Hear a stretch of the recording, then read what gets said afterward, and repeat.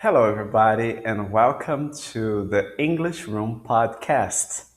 Today, we're going to be talking about your level. So, you're going to get to know how we decide the level of our students and how to place them inside classes or how to decide what content they will be exposed to. And I'm going to talk to Kelsey here. She's with us every week. Hi, Kelsey. Hi, Anderson. Hello, everyone. And she is also an English teacher and a native speaker. So she's going to tell us what she observes when she's leveling her students. So, Kelsey, how do you decide the level of your students? What do you do to do that? So, when I first accept a student, before we have class, I'll have like a shorter session where I ask them questions about their life and I can just get a sense for how they can express themselves in English. So, normally I start with basic questions about their life, their families, their routines, and then I'll start to ask about their past. And gradually start to make the structures a little more complicated. Um, and towards the end, I'll ask, like, what would you do if you had $1 million and think about imaginary situations? And then, based on how comfortable they are in those different levels, I'll start with, if they were really able to express themselves in the beginning of the session, but they struggled when I asked about their past, then I might start with like a past tense lesson, for example. All right. And how do you decide what is more advanced than what? I've actually based it a lot on my experience learning Portuguese, like kind of my progress through those levels of, okay, this is what I was able to express first, and here are the things I'm still struggling with. Um, yeah. All right, this is very important because if you're taking a job interview, probably the person who is interviewing you is gonna do the same. They will pay attention to your level of comfort with many things. And do you think the personality of the student can influence their performance? That's a good question. You know, Now that I think about it, I do because I think sometimes people who struggle less with like inhibition or are willing to put themselves out there maybe will just go for it and try to express more advanced levels, even if they're not quite there yet. Whereas some maybe shyer students actually know more complicated things, but maybe they're like afraid in that moment. Yeah, that's highly possible. And talking about the way they express themselves, so do you evaluate if they answer with a complete answer or if they just go straight to the answer? For example, if you say, "What's your name?" and they say Anderson, do you think like, oh, maybe he doesn't know the structure, or what's your thought about that? Yeah, it's interesting. I think it actually shows me two things. One, that they might not know, and two, also they're not thinking more about how to use this time to practice. Um, they might not be thinking intentionally, okay, every time I speak is a chance for me to practice what I'm learning. So yeah, it's kind of good to try to engage learners to see every time we speak as an opportunity to practice. And in terms of level, do you classify your students as basic, intermediate, and advanced? Yeah, mine is pretty basic. Like I don't have a lot of discrete levels or smaller levels, but it's just general. And how would you describe a basic student? I would say basic students, there's like a wide range in basic, like low basic to high basic, but they're able to, talk about themselves, their routines, but they will struggle maybe with the past tense or with irregular verbs, stuff like that. All right. And how would you classify an intermediate student? Yeah, I would say intermediate. are able to express themselves about a wide range of topics, also talking about the past and their stories.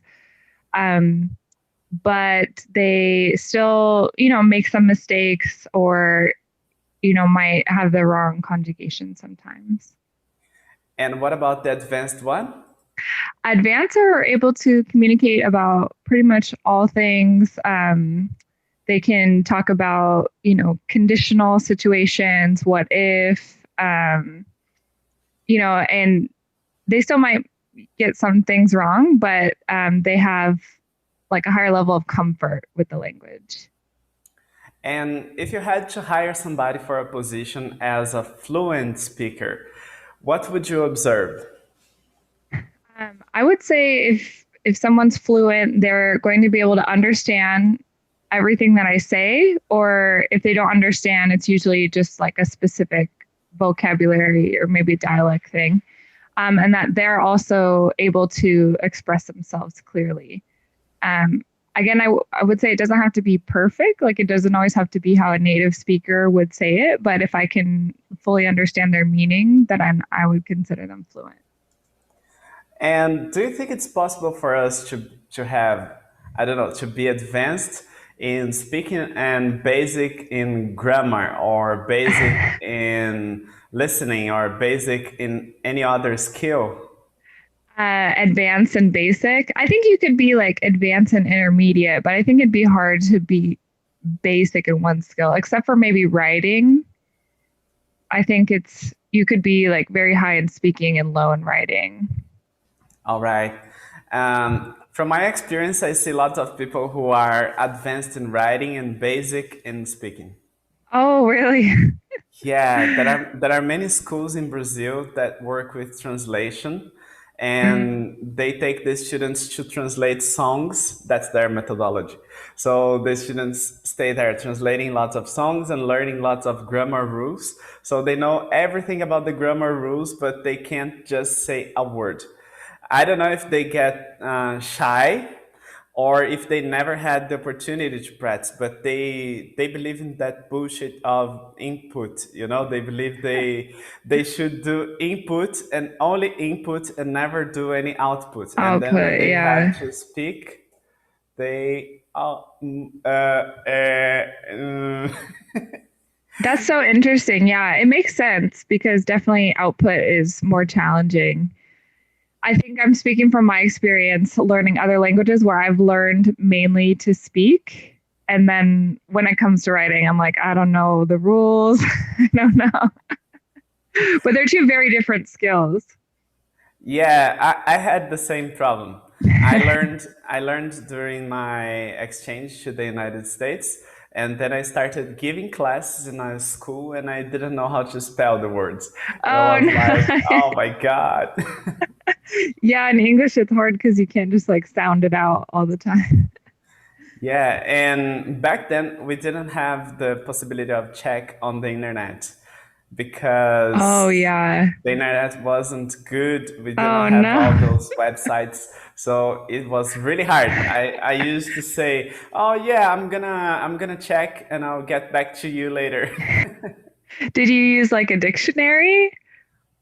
Oh, it would take so long, Imagine in a class, oh, how do I spell that? And what about that? And I would carry a dictionary under my arm. So it wouldn't be good. So I just used to say, oh, yeah, I'm going to investigate next class. I'll bring that to you. And I used to bring that to them, Oh, okay. usually together with a whole investigation on vocabulary related to that. So they used to like it. And would you just ask another English speaker for help? Oh, yeah, sometimes I used to do that, but it wasn't possible all the time. Yeah.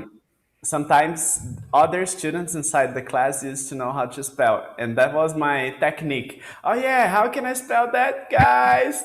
And then everybody would try to help, but sometimes they had no clue. It Yeah. was difficult, so I didn't have any idea, and I was going to research, and that's it. I was advanced when it came to speaking, but I wasn't advanced when it came to writing. I wasn't Hmm. basic, but I wasn't advanced. Yeah. That's a good tactic though to ask other students to help because you get to see like what people know and what they don't, and then also put students in the role of contributing to other people's learning. Yeah, I strongly believe students should be more active during their learning process. Usually, what we have is teachers who like to think as the students as empty boxes. They can put the knowledge inside of them, and I like to think as students as people who are building knowledge together with me. Yeah, exactly. I've learned so much from my students as well. I'm gonna list some skills, and I want you to tell me if students from basic, intermediate, or advanced should have that. All right. Okay. So let's get started. Present continuous. Present continuous. I would say like high basic, All right. Simple present. basic, Simple past. intermediate, Past continuous. intermediate. Just for people to know, can we give some examples? Yeah. So present continuous. One example. I'm walking. All right. So this is basic. All right. Yes. Simple present, an example. I walk to the store every day. All right, so it's when you talk about your routine. Mm-hmm. And you can also talk about facts, right? Like the Yeah. sky is blue. Yeah. This is basic. Simple past, Simple past. I went to the store yesterday. and you consider that to be intermediate, right? Yeah. I consider that to be basic 3 because I have this division in basic Ah, 1, 2, and 3. So for me, it would be still basic, like high okay. basic. But Yeah. okay, intermediate to basic. And when you say this is intermediate, for example, you consider that an intermediate student would have complete domain over that, or they would have a basic knowledge of that. I would say before moving to advanced, they would have a complete knowledge. But at the beginning, they're just learning it. But, All right. high basic, low intermediate, it's kind of like a blurry line. Yeah. There's no, oh, that's important to state. There's not a real line like, oh, yeah, today you are intermediate, welcome. And Yeah. yesterday you were basic. Oh, I'm sorry, you were basic. No, it's something like you're processing over time. So there's no line. It's more like for students to have an idea where they are right now if they are watching the video and they have no idea what their level is. So you consider that somebody who's learning simple past is intermediate. Yeah. All right. Yeah, that's the same for me, around the same. I would consider that somebody who started learning would be basic, and somebody who learned is intermediate. Like, oh, I'm Yeah. comfortable with simple past. Hmm. Talking about past continuous. Um, Example, yeah, I was walking to the store when I saw my friend. what do you consider this to be? Intermediate. For me too. Okay. Let me think. Present perfect. Present perfect. I've been to China. And what do you consider this to be? Oh, I would say that's high intermediate. Well, well done. I classify my students as advanced when they start learning present perfect, but they were exposed when they were in basic because I teach Ah, only this construction of I've been, you know, I've right. been to, Yeah. or have you ever, because this is very useful and Yeah. they can't just wait 2 years to know have you ever. So Yeah, that's actually a great technique because like you mentioned, natural language learning with native speakers comes everything at the same time. So I think it's really helpful to get those phrases that you're going to hear often earlier on. Yeah, and one day when they really need to learn it, they will say, "Oh yeah, that's not so strange. It's not an alien." Yeah. So, continuing modal verbs. Modal verbs like I could go to Brazil maybe next Yes, year. I would go to the United States if there wasn't a pandemic. And what do you Exactly. consider this to be? I would say modal verbs are advanced. All right. What do you Um, think? I think there are some modal verbs which are advanced and some modal verbs which are basic. For example, will. Oh, I never thought about will as a modal verb, but I guess that makes sense because you're not conjugating like in the other ways. Will and can I consider to be basic, but I don't Hmm. tell them, "Oh, you're learning a modal verb." I just say, "We're going to learn will," and they learn will. We're going to Yeah, learn can, and they learn can. And one day, when they are in advance, I say, "Now we're going to learn modal verbs," and then I show all the list of can, could, should, would, and they have to tell the like difference whoa. between one or another, and they say, "Really? Does it change that much?" Yeah. So that's it. What about like question structure? Would you say that like knowing how to ask a question is basic? It depends. What kind of question? Yeah, exactly. Like I would say a basic question maybe like do you like movies? Oh, yeah, yes or no questions are basic. Yeah. But I think even the structure of learning how to ask them and using the helping verb do can be kind of challenging. Yeah. I introduced them to this in basic because I consider that's the first step they're going to take towards not translating Mm. because do is not translatable. We don't have it. Yeah. Yeah. So they have to just accept that there is an auxiliary there, which in Portuguese has no function, but in English is very important. And then it's the first step for them to stop translating everything.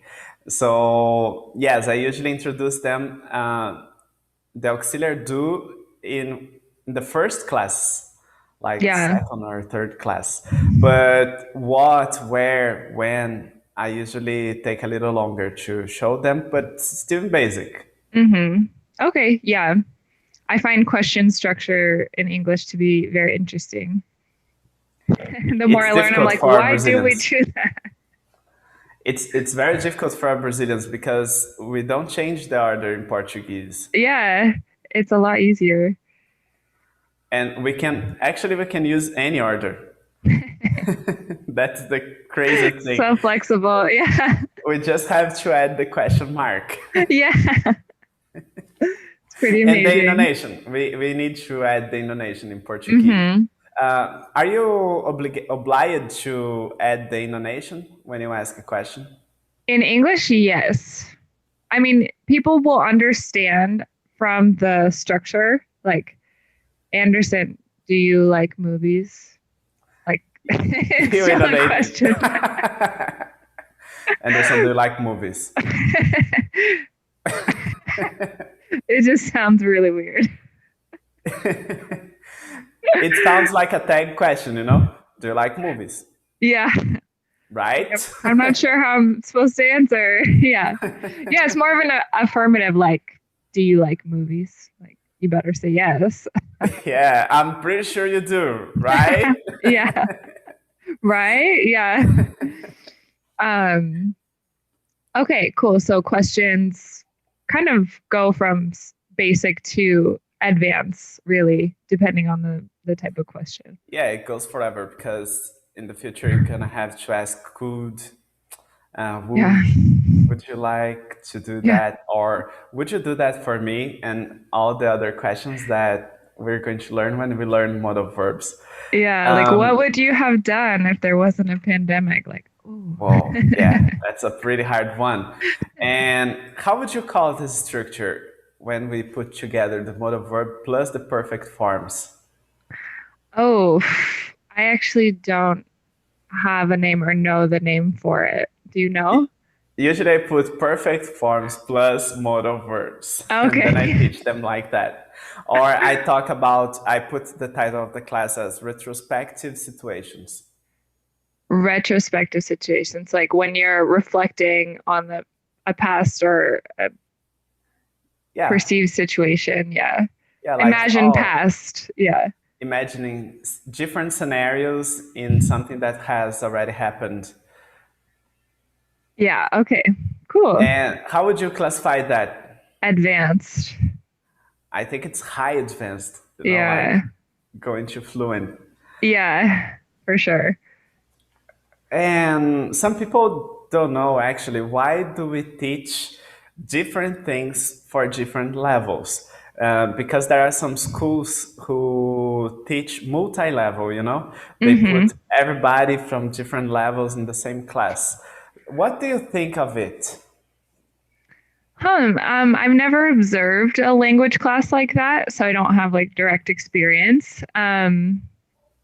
I think they would be much harder to plan for from a teacher's perspective, because you have to find ways to teach different levels for the same activity so that all your students are engaged. So I think it's a bit easier to just plan for activities where people are more or less at the same level. Mhm. Um, but as a language learning technique, I mean, I'd be curious to try a class like that. And I think it does mimic some of the natural language learning where you're around a lot of different levels. I had the experience. I used to give class in a school that had multi-level class, and Okay. what I can tell you is that from my experience, it wasn't that good. Besides, they have the opportunity to practice like a real situation. There's a problem, and the problem is the students get demotivated because first, if you are very advanced and you are in a class with a very basic student, you're gonna end up having to review lots of basic things that you are like Yeah. tired of reviewing.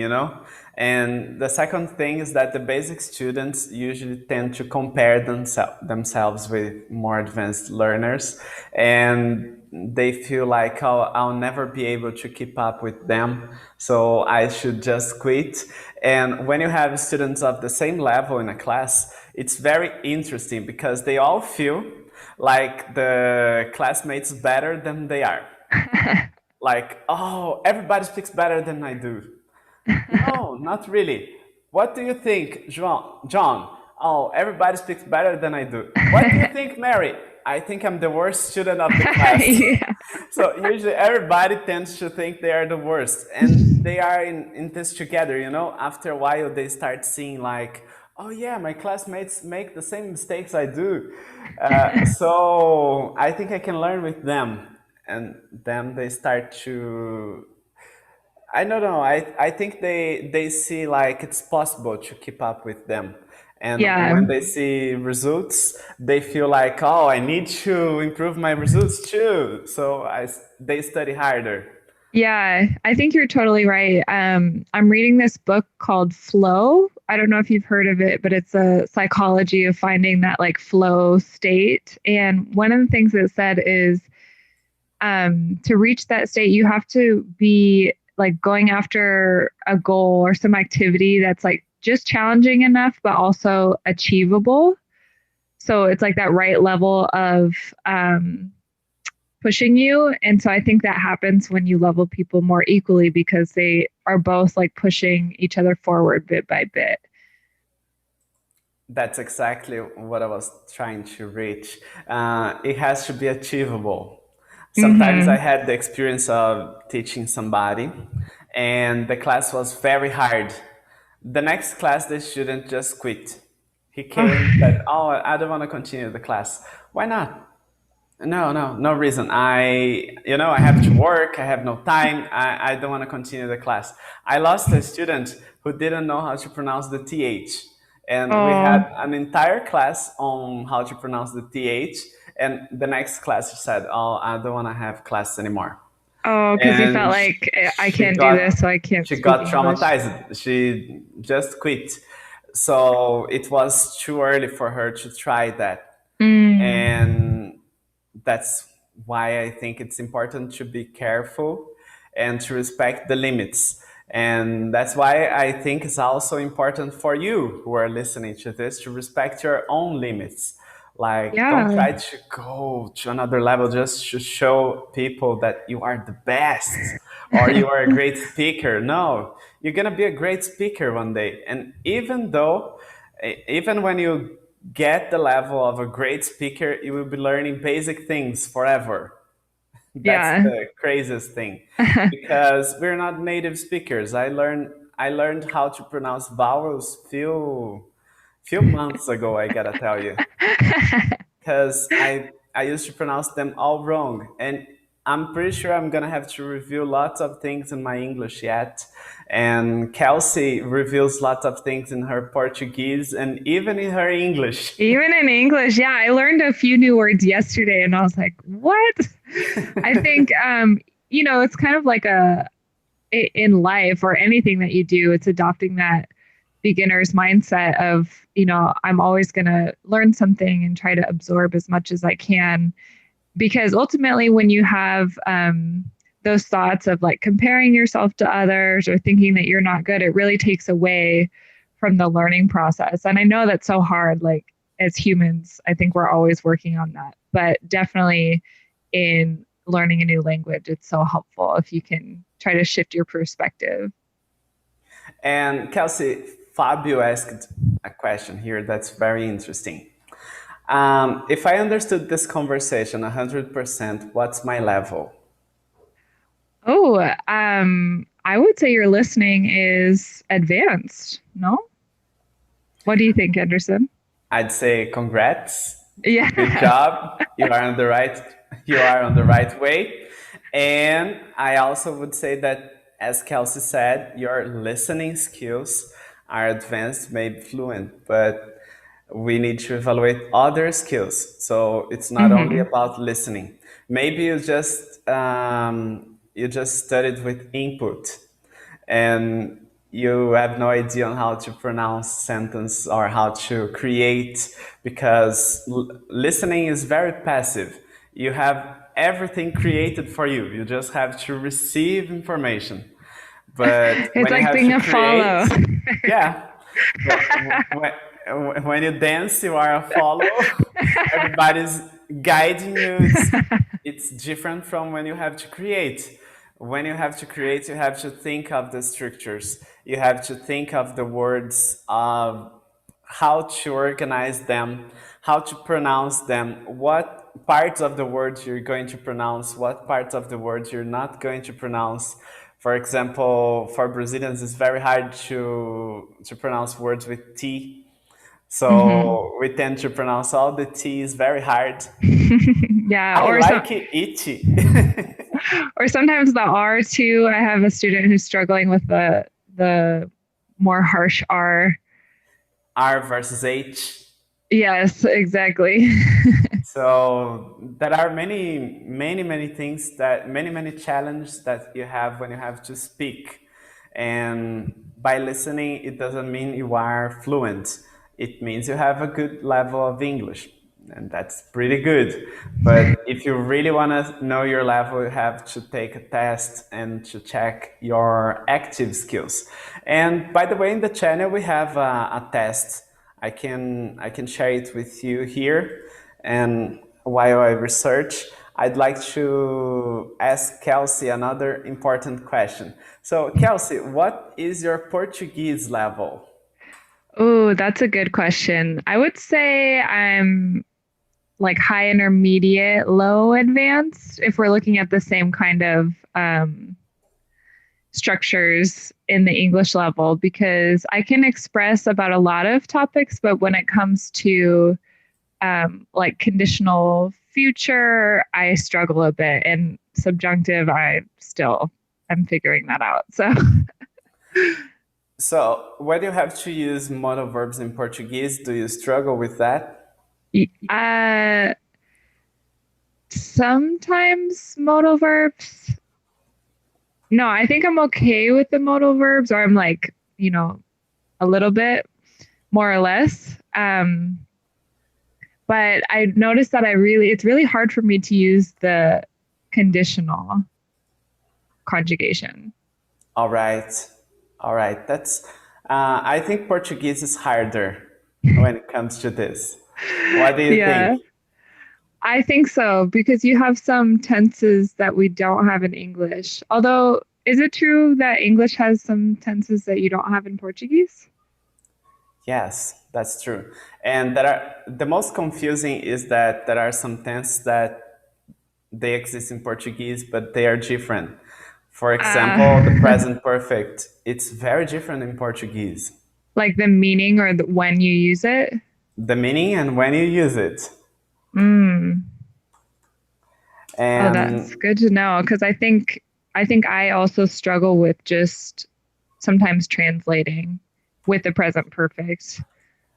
yeah, don't do that. You're gonna be in trouble. Yeah.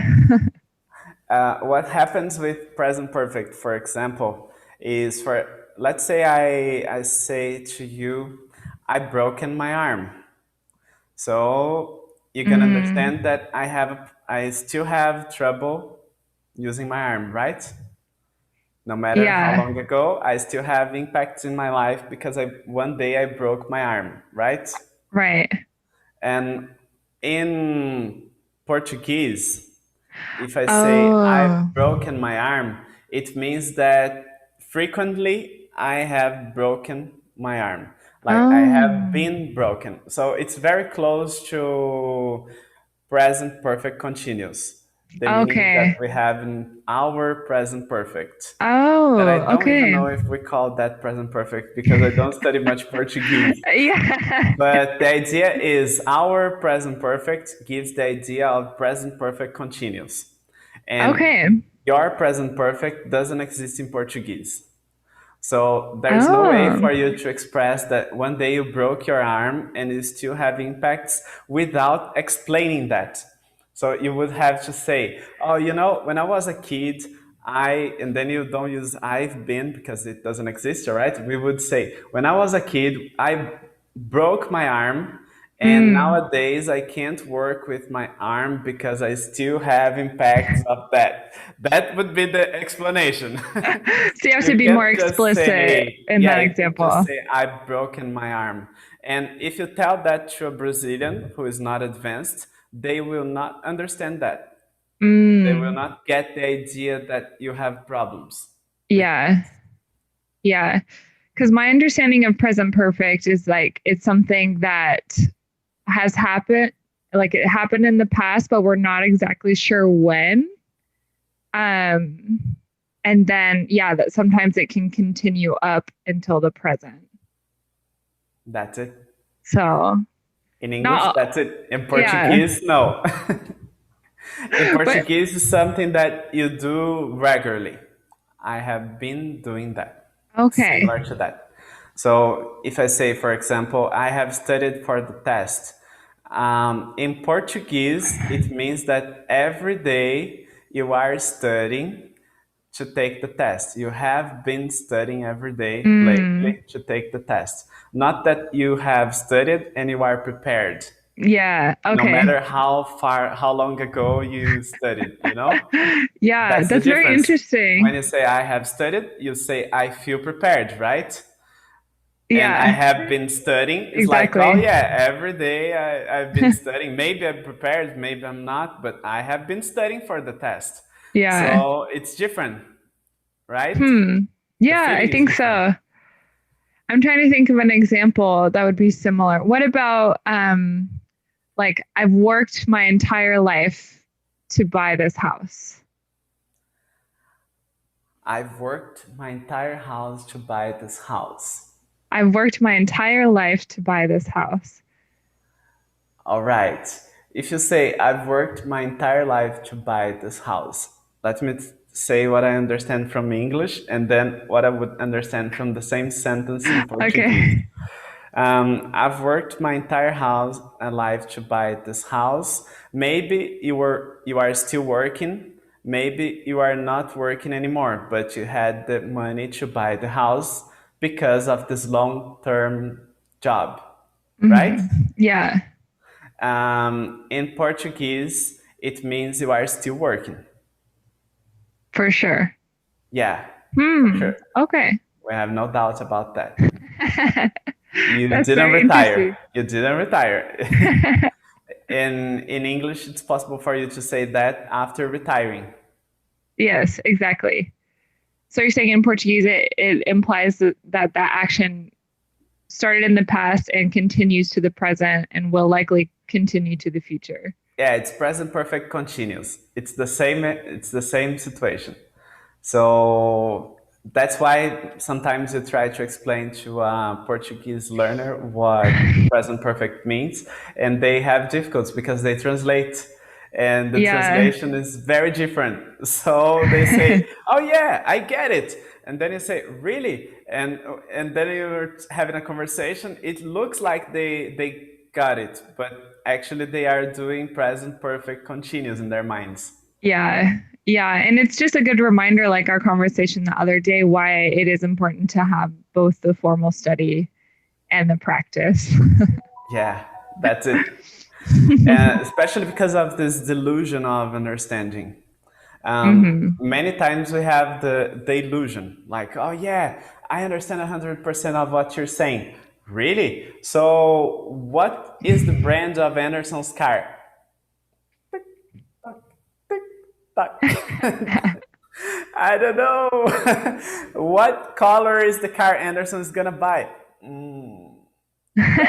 No, that's the color of Anderson's car nowadays. So that's the idea. There is a text that I always put students to read. Can I share it with you? Yeah, I'd love to see it. And this text is very good for testing students' levels because of this. I just ask simple questions, and the result is always the same. If they really understand the text, they know what to say. And now I'm gonna have to change the text because I'm gonna show the answers. Showing all your tricks. But this is a good example of the illusion of understanding. So can I ask you to read this text for us? For sure. Yeah. Let me just move this icon so I can read it. All right. Linda wants to buy a new car. She has an old car. Her old car is a white Honda. Linda wants to buy a new Honda. She wants to buy a new red Honda. She has saved $1,000. She will use this $1,000 to help buy the new car. She will give $1,000 to the Honda dealer. The Honda dealer will give her a contract to sign. The contract will require her to pay $400 a month for 7 years.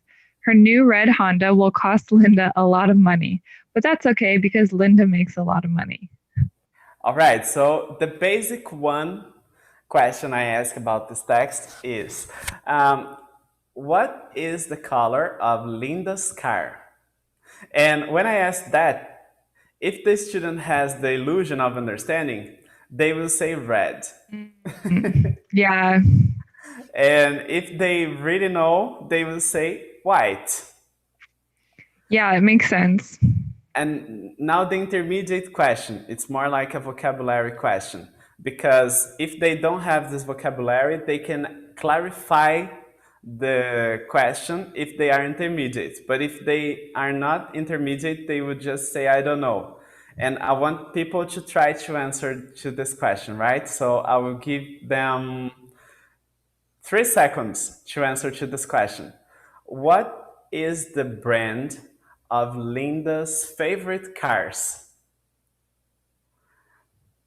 So, what is the brand of Linda's favorite cars?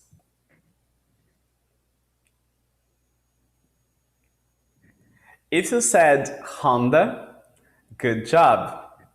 If you said I don't know, it's because you're basic. And if you said what is the meaning of brand, you passed the exam. Because either you know what brand is or you have the possibility of ask what's the meaning of brand. And if you can ask that, for me it doesn't matter if you don't have the vocabulary of the word brand, you can survive. But if you say I don't know or red or Linda, then it's because you believe you understand but you don't. And the advanced question I would ask for this text is, does Linda have a good salary? Mm. And I'll give you 5 seconds to answer, everybody. Does Linda have a good salary?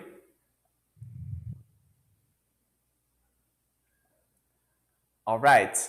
If you answered what, then you're basic. If you answered what is a salary, maybe you are intermediate. If you answered 1,000, you are basic.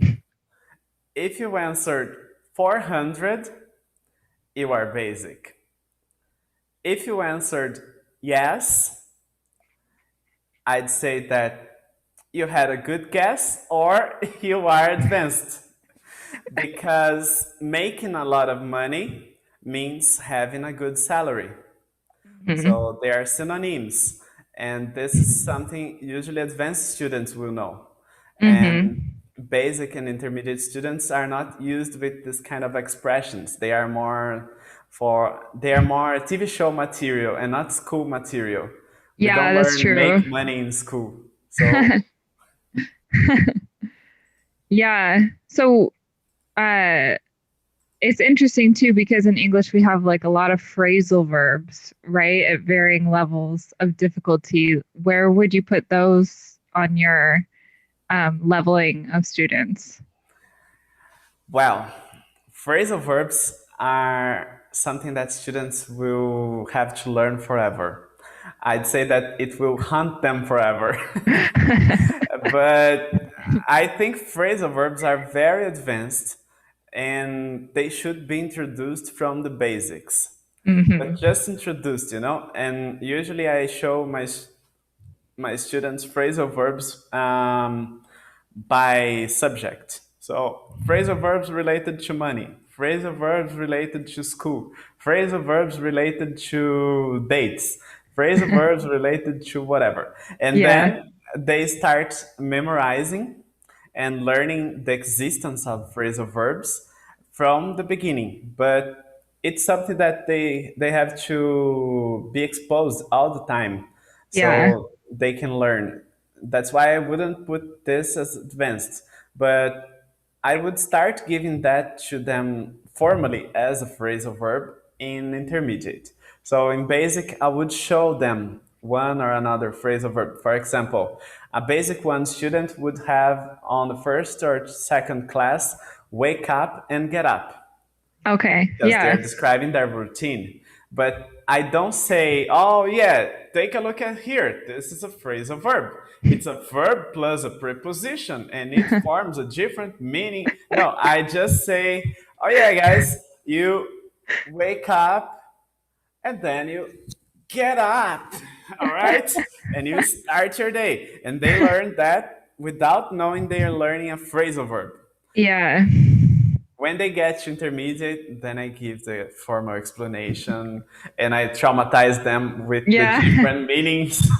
It's a lot scarier when you know what you're learning. You have to like sneak it in there at first. Yeah. And in the beginning, they have this need to translate in their heads. And I totally discourage that, but I use phrasal verbs exactly to provoke them into Mm. stop translating. Because if they try to translate a phrasal verb, they will not have good results. For example, give up. Try to translate give up. Yeah, I don't know how I would say that. Because give is to offer, all right? And up. So there is an expression in Portuguese which is dar em cima. Oh no. It's not the same. So they would say, oh yeah, give up. Of course, dar No. em cima. Oh my And gosh. I have a video that talks about that. I will release this video next month, so you will know the real meaning of give up. But that's the idea. Phrasal verbs, they kind of make you stop translating. Yeah, So I I use love them a that. lot with basic students. Awesome. Yeah, I love hearing your tactics to kind of get at the learner's mindset of how can I get them to stop translating early on. And what about you? Do you incentive students to stop translating from the beginning, or they will stop translating over time? Well, I don't have any like specific tactics other than only speaking English. But now that we've had this discussion, yeah, I'm thinking more about, well, what else can I do to help with that? It's pretty hard. Do they Yeah. struggle a lot with translation?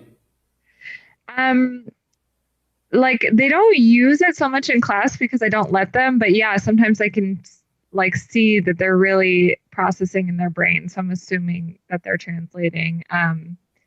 Or sometimes they'll say phrases that like clearly don't make sense in English, and I know that they're translating. Oh yeah, that's classic. Yeah. Do you remember any funny one? Oh, I'm trying to think.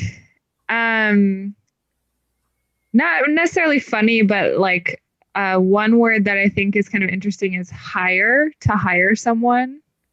And all the time I hear like, oh, I contracted someone. Oh yeah, that's classic. Or, oh, the one that I think is really funny is like, oh, I pretend to go to school next year. And I know they're translating because in English it doesn't make sense.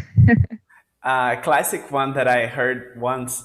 It's not classic because I heard just once, but it was very funny. It was skirt from here. Yeah, I saw that in your YouTube video and I thought that was so funny. I didn't know you really had that experience. I thought you just made it up. No, it was a real thing. It was when I used to give class in a school, and the student said that in front of everybody. It was really cool. It was really funny, and it was a good example on not do not translate. Yeah. Yeah, it's true. You say some really funny things. I also heard beach clothes. Okay. It was close to go to the beach. Oh, okay, okay. Well, actually, when you say that, I thought maybe you're talking about clothes that you wear on the beach. Yeah, yeah. Either way. All right. So, Kelsey, I have to tell everybody something, and I'm gonna say this in Portuguese, ok? All right. Então, pessoal, eu queria falar com vocês um momento aí, e o que eu gostaria de falar é o seguinte: eu tenho produzido vídeos para o canal aí há 4 anos, um pouco mais de 4 anos, na verdade, sem nunca tirar uma pausa, sem nunca tirar férias, sempre com uma regularidade ótima aí de pelo menos um vídeo por semana. E eu quero dizer para vocês que eu vou dar uma pausa. Então, eu estou lançando um vídeo amanhã. Para quem está assistindo essa live no dia 22 de janeiro de 2021, eu estou lançando um vídeo amanhã, que é um vídeo que é um teste de quanto tempo vai levar para você ficar fluente em inglês. Ele é um teste bem elaborado, ele demorou bastante tempo aí para ser feito, e eu gostaria muito que vocês compartilhassem esse vídeo com todas as pessoas. Se você valoriza o meu trabalho e o trabalho que a gente tem feito aqui no canal, você vai compartilhar, porque eu só vou voltar a produzir vídeos para esse canal quando esse vídeo chegar a 2.000 visualizações. Então, eu tenho feito vários vídeos legais aí, eles têm dado coisa de 100, 200 visualizações, e eu acho que os vídeos que a gente produz aqui, eles merecem mais do que isso. Então, por isso, eu vou tirar essa pausa, vou descansar um pouco a cabeça, vou aproveitar um pouco a minha mãe, que essa semana é aniversário dela, e aí quando esse vídeo tiver com 2.000 visualizações, eu volto. Então, se vocês ficarem com saudade de mim, compartilhe o vídeo que eu volto. Se vocês não tiverem saudade, aí não precisa nem assistir, que eu nem, nem volto mais. Mas é isso, gente. Então amanhã vai estar esse vídeo aí, e eu gostaria do apoio de vocês aí para a divulgação. Queria agradecer a Kelsey pelos podcasts. A gente vai continuar aí trocando ideia em off, e a gente sempre Em off, em português existe, viu? É quando a gente fala, mas ninguém vê.